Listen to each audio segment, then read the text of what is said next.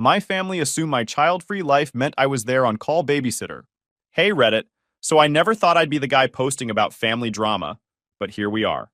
Let's just say being the nice, single, always available sibling comes with more strings than I realized.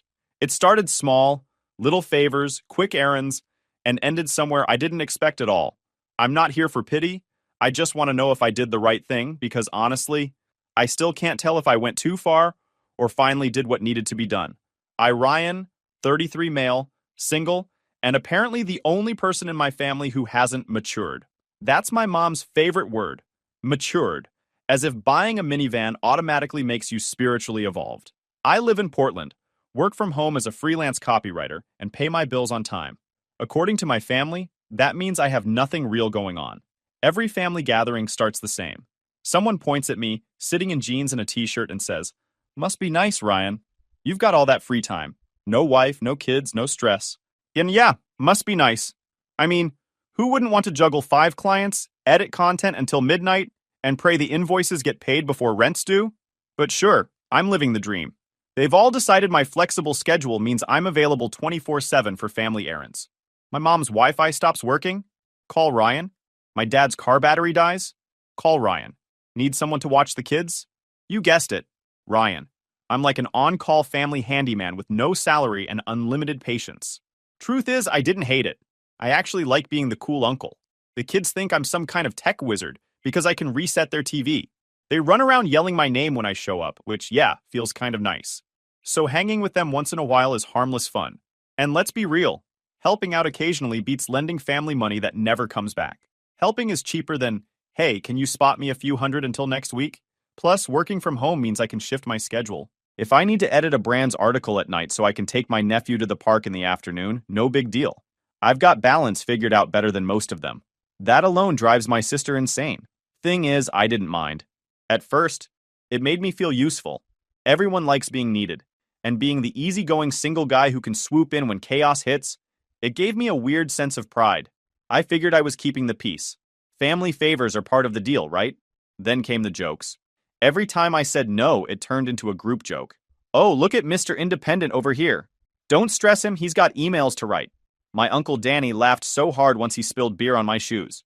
"If you had a wife, you'd understand," he said. I told him, "If you had a backbone, you'd stop needing one." That shut him up for about 10 seconds. Still, I didn't take it seriously. I thought they just liked teasing. The truth is, they'd gotten comfortable seeing me as backup. The one person who'd always say yes. One Thursday afternoon, I was finishing up a product review for a client when my phone buzzed. It was Kelly. I almost didn't answer because her calls usually start with, "Are you busy?" and end with me regretting my life choices. "Hey, Rye," she said, voice sweet enough to trigger alarms. "Tiny favor. Here we go. I just need you to watch the kids for an hour. Just an hour, promise. I have to run a quick errand."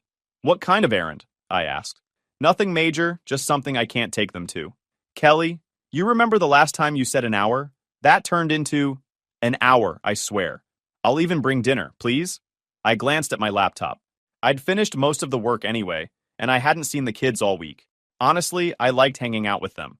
The little one, Max, thought I was some kind of superhero because I once fixed his remote control car with duct tape. "Fine," I said. "But 1 hour, not a minute more." She squealed like she'd won the lottery. "You're the best! Love you!" I hung up, shaking my head. I told myself it was fine. An hour away from the screen would probably do me good. I could use the break, get some fresh air, maybe order pizza for the kids. I didn't know it yet, but that single hour would start the avalanche.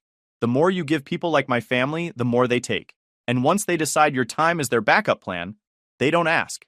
They schedule. Still, that day, I grabbed my keys, laughed to myself, and said out loud, "Let's go be the cool uncle." If I'd known how far they'd push it later, I would have locked my phone, muted every group chat, and gone off the grid.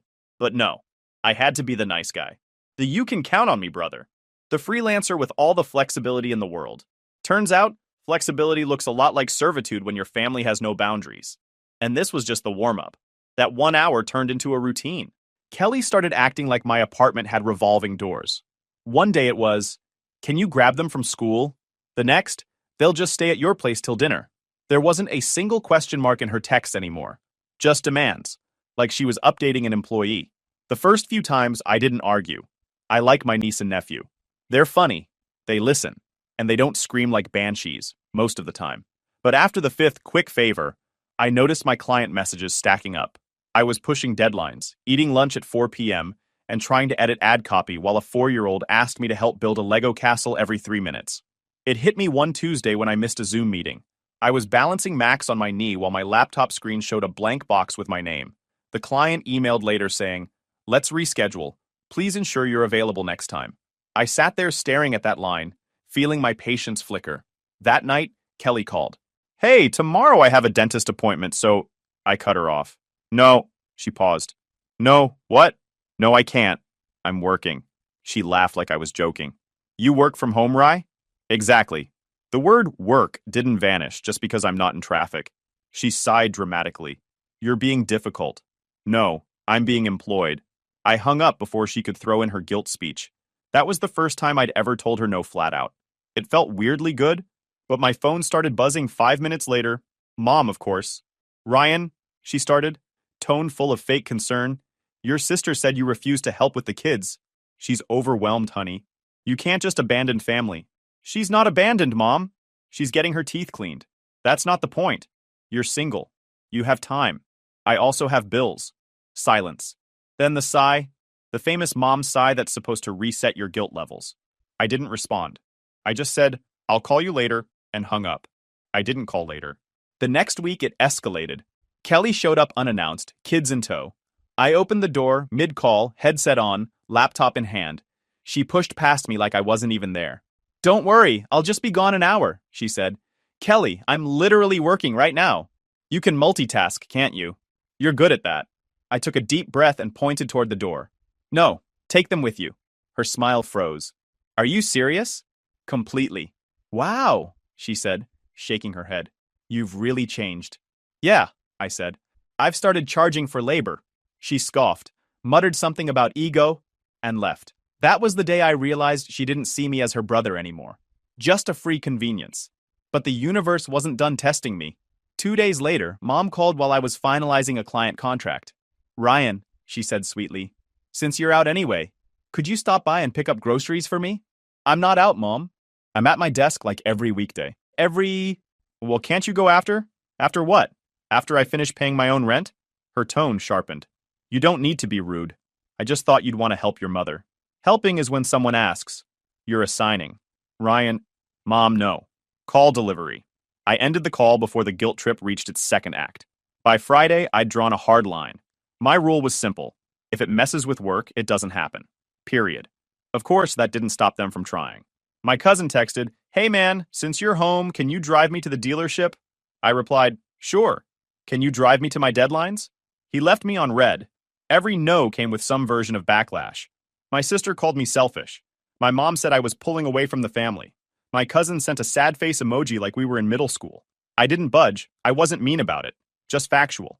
If they called asking for something, I said, "No, I'm working."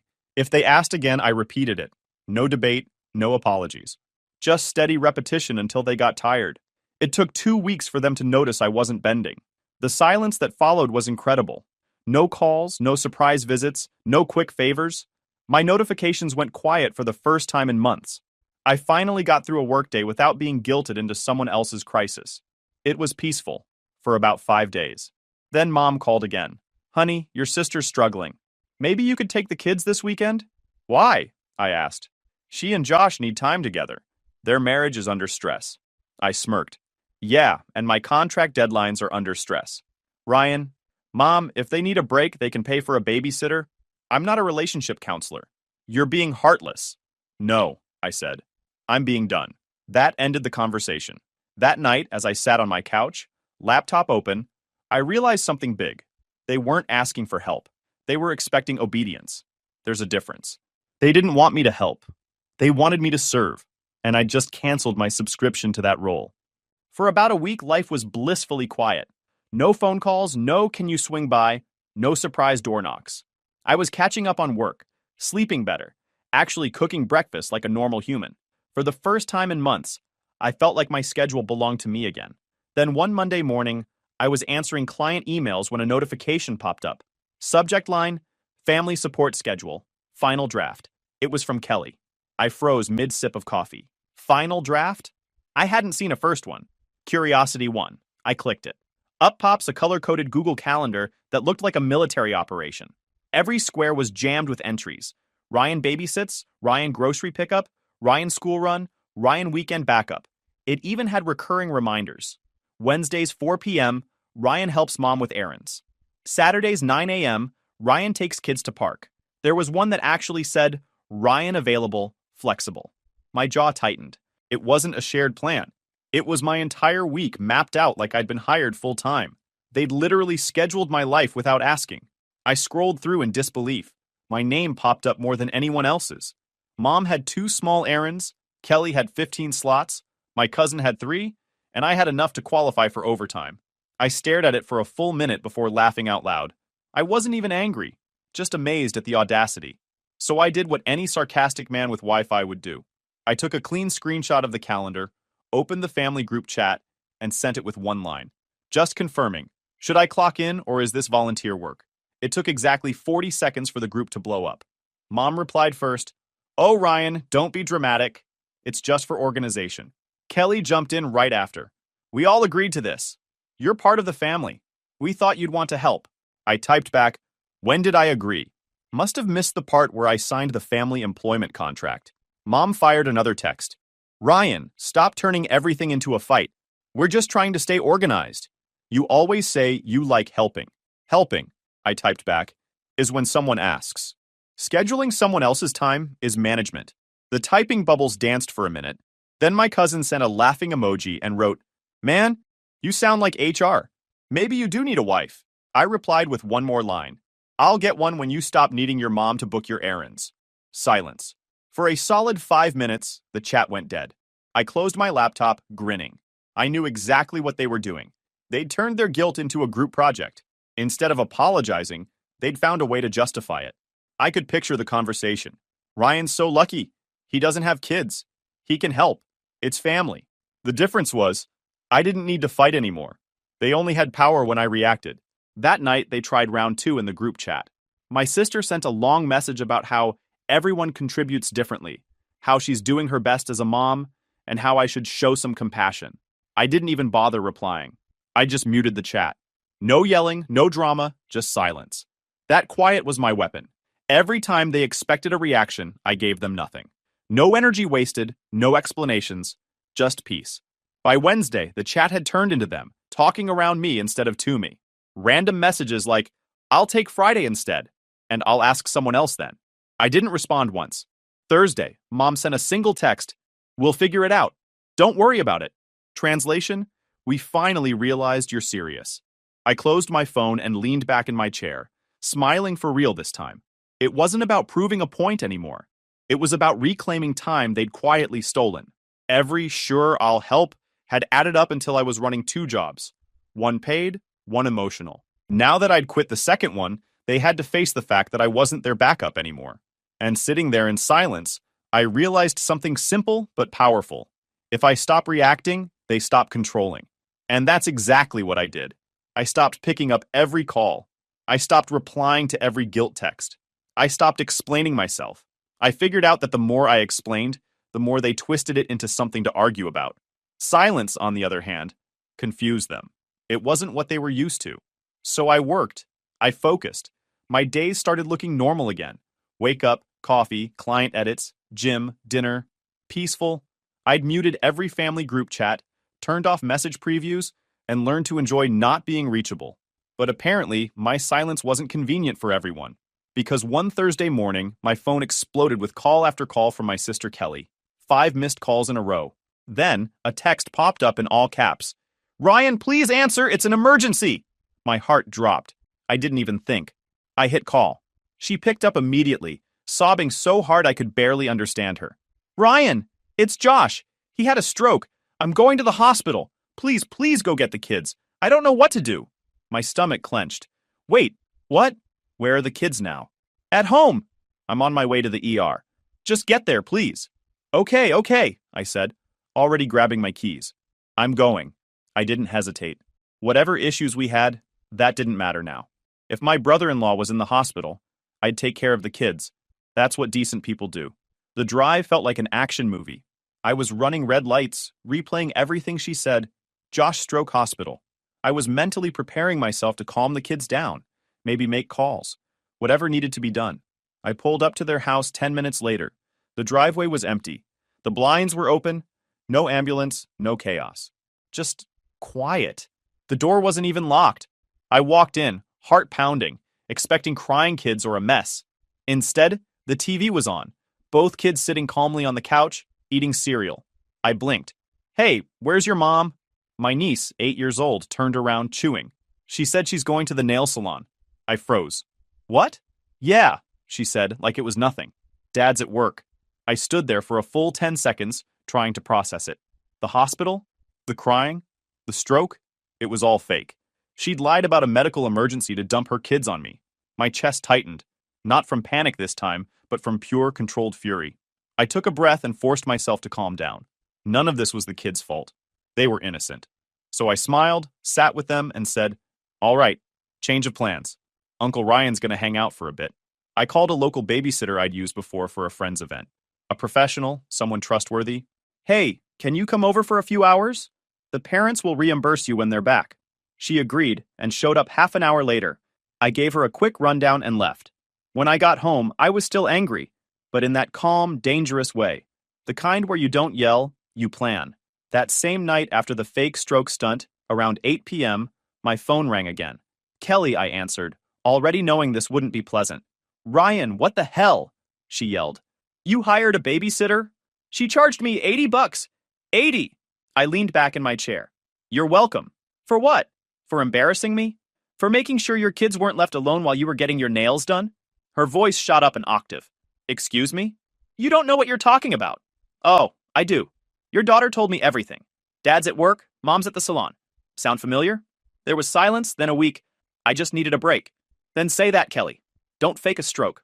She snapped, You're so judgmental. You wouldn't understand. You don't have kids. I laughed quietly. No, I don't. That's why I don't dump them on other people with fake emergencies. You think you're better than me? No, I said evenly. I just think I'm honest. She huffed. I can't believe you hired someone without asking. That woman charged me $80. Cheaper than a fake hospital visit, I said. You're unbelievable. I know. Don't call me next time. I hung up and muted her number. Not out of anger, just because I needed a week of peace. I'd dealt with enough drama to last a lifetime.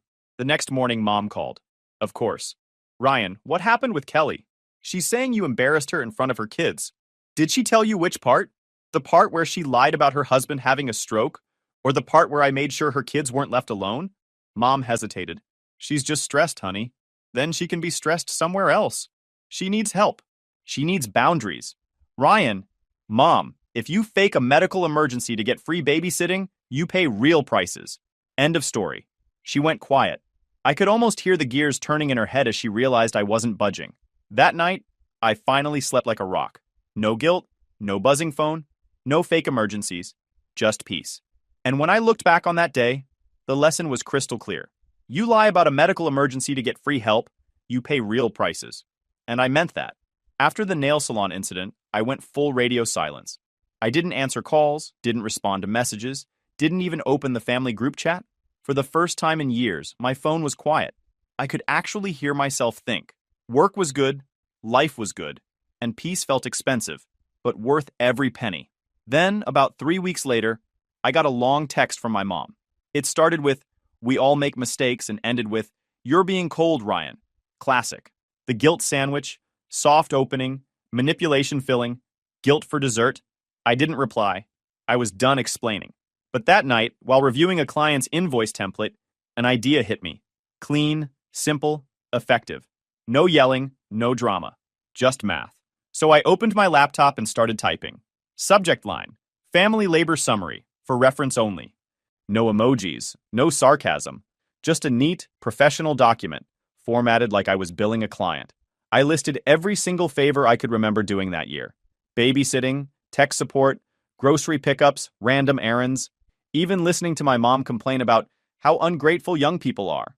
The breakdown looked something like this.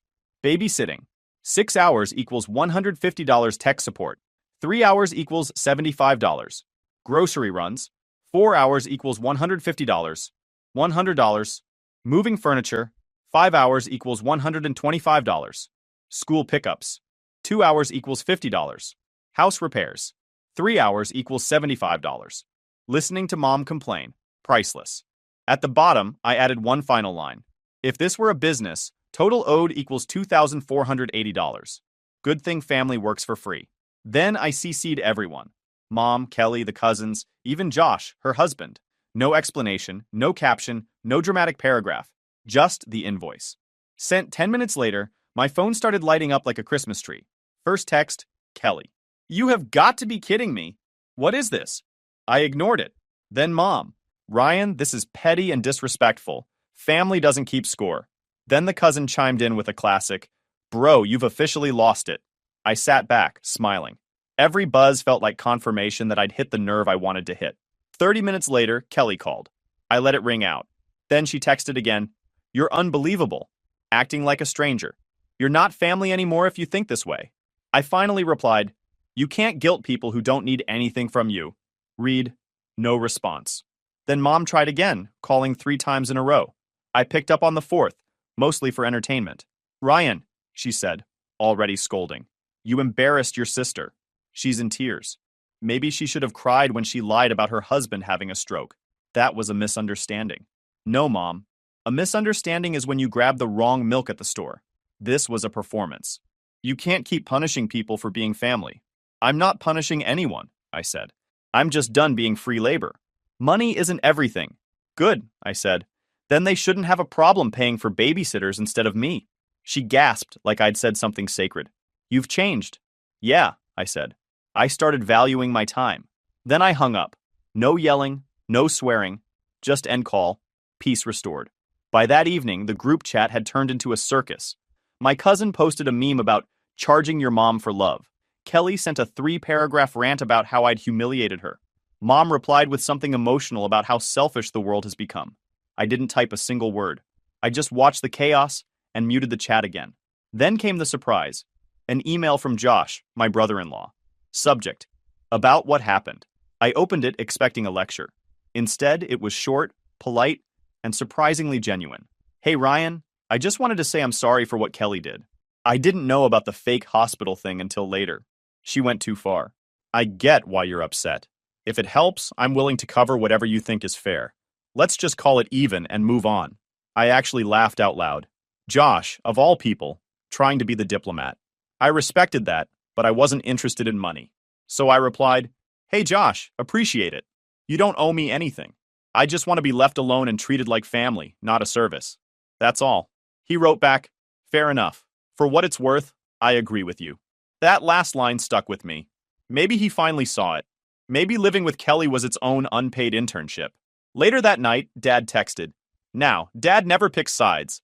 He's the quiet observer who stays out of drama. His message was just one line. Not gonna lie, that was legendary. I smiled at my phone. That meant more than anything else that day. The next morning, I checked my email. No responses, no apologies, no fake emergencies, just silence. The kind of silence that comes after people realize they've been called out publicly and can't twist it anymore. I didn't feel guilty. I didn't feel petty. I felt clear. That invoice wasn't about collecting money. It was about collecting respect. They'd spent years thinking my time was disposable because I didn't have kids or a mortgage, that I existed in their world as an extra pair of hands. They forgot that my time had value, even if it wasn't filled with diapers and school pickups. For once, they couldn't spin it. You can't argue with numbers. And deep down, I think they knew it. When people lose control of you, they always call it betrayal. But really, it's just you finally setting a price on your peace. And that peace, worth every penny. For the first time in months, everything was quiet. No texts, no fake emergencies, no guilt trips. My inbox was calm, my projects were lined up, and my evenings were mine again. I could finally sit on my couch without expecting a knock on the door or a crying call from my sister. But of course, peace never lasts when entitlement runs in the family. It was a Friday night, pouring rain outside, the kind that makes you want to do nothing but sit by the window and listen to it. I had my laptop open, finishing some edits for a client, when I heard it, a knock at the door. 3 short knocks. At first, I thought it was a delivery, maybe a package left in the rain. I opened the door and froze. Standing there, completely soaked from head to toe, was my 4-year-old nephew. He was holding a tiny Spider-Man backpack and a stuffed toy under his arm. His shoes squished when he stepped forward. "Hey, buddy," I said slowly, kneeling down. "Where's your mom?" He sniffled. "She said to come here. It's raining." My heart dropped. I pulled him inside, shut the door, grabbed a towel, and wrapped him up. His little hands were freezing. He wasn't crying, just confused. "Did Mom drop you off?" I asked, drying his hair. He nodded. "She said you'd take care of me tonight. She had to go." "Go where?" He shrugged. "I don't know." I felt my stomach twist. This wasn't a misunderstanding. She'd actually left her kid in the rain and driven off. I checked my phone. No calls, no texts, nothing. I got him into one of my old shirts that fit like a blanket and made him hot chocolate. While he sat on the couch watching cartoons, I called Kelly. She picked up on the third ring, sounding annoyed. "What?" she said, like I was interrupting something. "You left your kid on my porch in the rain." She sighed, like I was overreacting. "Relax, Ryan. He loves you. You're good with him. Where are you? I just needed a break, okay? You'll survive one night. It's not like you have anything going on." I took a deep breath, trying not to lose it. "You left a 4-year-old outside, alone, in the rain. Oh my God, stop being dramatic. He's with you now. It's fine." "No," I said, my voice going flat. "It's not fine. Come pick him up right now. Ryan, Kelly, if you don't come in the next 15 minutes, I'm calling someone who will." She went quiet for a second, then snapped, "You wouldn't dare. Watch me." And she hung up. I looked at my nephew, sitting there with his hot chocolate, watching cartoons like nothing was wrong. I didn't want to scare him, so I smiled and said, "Hey, buddy, you're doing great. We're going to make sure everything's okay, all right?" He nodded. "Okay." I grabbed my phone and took a few pictures. The soaked clothes by the door, his backpack dripping on the floor, the time, the weather. I knew my sister. She'd twist the story if I didn't have proof. Then I called CPS. I explained everything, how she dropped her son off in the rain, no notice, no call, and refused to come get him. The woman on the line was calm, professional, but firm. "That qualifies as abandonment, sir. We'll send someone right away to check on the child and then contact the mother." Within half an hour, a social worker and a police officer showed up. They talked to me, checked the boy, asked a few questions. I told them I wasn't trying to ruin my sister's life. I just wanted someone to make sure she understood how serious this was. The officer nodded. "You did the right thing. Leaving a child unattended like that is dangerous. You'd be surprised how often we see this." They told me the boy would stay with me for the night since he was calm, fed, and comfortable, and that they'd follow up with Kelly first thing in the morning. I agreed. No problem. I wasn't about to let him feel like he'd done something wrong. After they left, CPS contacted Kelly. I didn't hear the call, but I could imagine the meltdown. Sure enough, about an hour later, my phone buzzed with a text from her. "How could you do this to family?" I stared at the screen for a long moment, then typed back, "You did it to yourself." "Family doesn't mean free babysitting." She didn't reply. The next day, my mom called, her voice trembling. "Ryan, why would you call CPS on your own sister?" "Because she left her kid in the rain, Mom. She said it wasn't that bad. She also said her husband had a stroke so she could go to the nail salon, remember? She's just overwhelmed. Then she needs therapy, not a scapegoat. You could have handled it privately." I tried. She hung up. What else was I supposed to do? Wait until something worse happened? Mom went silent. Then she said softly, "They're coming to talk to her today." Good. Maybe someone will finally get through to her. That night after CPS left, I found out from a mutual cousin that CPS had officially opened a file. Kelly had to meet with a social worker and attend a parenting class. Apparently, she lost her mind, crying about betrayal and ruined reputations. I didn't celebrate. I didn't post anything. I just sat on my couch, staring at the rain hitting the window, thinking how wild it was that it had come to this. I'd drawn every boundary, said no 100 times, and still, she pushed until there were consequences. When people like her lose control, they don't self-reflect. They retaliate. But this time, she couldn't twist it. The facts were too solid. The photos, the timestamp, the CPS report, it all spoke for itself. And deep down, I knew this wasn't about revenge. It was about self-respect, about proving once and for all that family doesn't mean you get to abuse someone's kindness. That night, as I cleaned up the couch where my nephew had fallen asleep earlier, I realized something. People who don't respect boundaries eventually get introduced to consequences. The next few days after the CPS call felt strange. Quiet, but heavy. No texts, no missed calls, no family group chat pings. Just silence. It was the kind that doesn't feel peaceful right away, more like the air after a thunderstorm. Everything calm, but you can still smell the damage. Then, one morning, I got a call from a number I hadn't seen in months. Dad. He usually stays out of all the drama, the don't get me involved type. I answered anyway. He didn't waste time with small talk. I heard about what happened, he said, his voice calm even.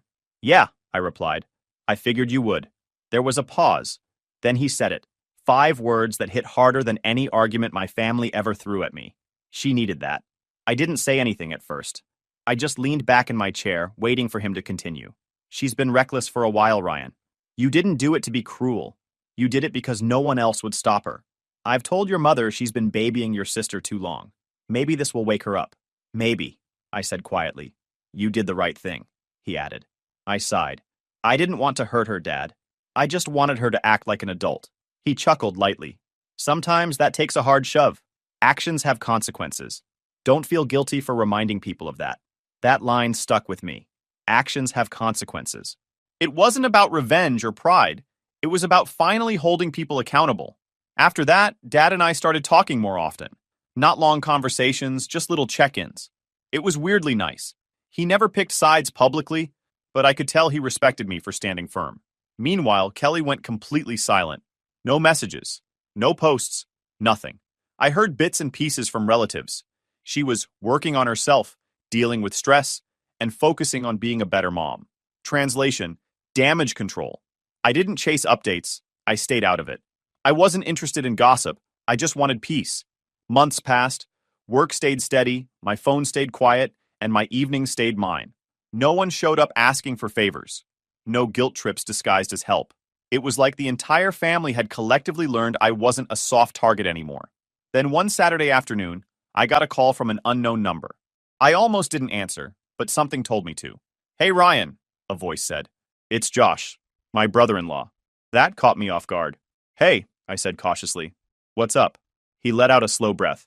I just wanted to say thank you. I frowned. For what? For what you did, he said. Kelly's been in therapy for a few weeks now. She's actually different. She's calmer, more patient. She's been trying to fix things with everyone. It's not perfect, but it's a start. I leaned back, not sure how to feel. Glad to hear it, I said finally. He laughed a little. I know it sounds weird, but calling CPS, it shocked her. She needed that scare. No one ever calls her out. Everyone just lets her do whatever she wants. Yeah, I said, half smiling. That's how she got here. He paused. Look, I'm not saying it was easy for her, but I think you made her see she can't treat people like backup plans. I just wanted you to know it made a difference. I didn't know how to respond to that. That's good, I said finally. I hope she keeps going. She will, he said confidently. And honestly, man, I respect you. Most people would have just exploded or disappeared. You handled it like an adult. I chuckled. I guess being the calm one has its perks. He laughed too. Yeah, well, keep doing what you're doing. I'll see you around, man. When the call ended, I sat there for a while, staring at the ceiling. It felt surreal. For years, I'd been the family's emergency contact for everything, from fixing Wi-Fi to raising kids that weren't mine, and now I was finally just Ryan, the brother, the uncle, not the backup plan. Over time, things fell back into place.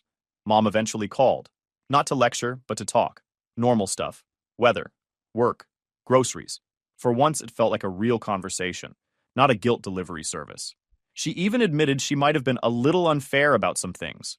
That was her version of an apology, and honestly, I took it. Kelly never reached out directly, but she sent a message through Dad a few months later. Tell Ryan I'm sorry. I know I went too far. I'm not bitter. I don't hold grudges. But I don't forget either. Because forgetting is how you end up in the same spot again, letting people cross lines you never meant to erase. The truth is, setting boundaries doesn't ruin families. It exposes which ones were built on respect and which ones were built on convenience. Some nights, I'll think about everything that happened. The fake emergencies, the guilt, the rain, the silence that came after. And I wonder how many people live like that. Doing favors out of fear, letting their peace get drained in the name of family. So let me ask you something. Was I wrong? Because sometimes I think about it. I replay the moment I picked up my nephew, soaked and shivering, and I ask myself if maybe I went too far. Then I remember the lie, the manipulation, the endless taking, and I know I didn't. I just stopped enabling it. But what do you think? If you were in my place, if your sister left her kid on your doorstep in the rain after years of using you, would you have done the same? Because I'm not sure where the line is anymore. All I know is this. I drew mine, finally. And for once, nobody's crossing it. Setting boundaries doesn't ruin families. It just shows who respects them. YouTube just dropped this new hype feature. If you're hooked on this story, smash that hype button. It tells YouTube this video deserves to blow up, and it keeps even crazier stories coming your way.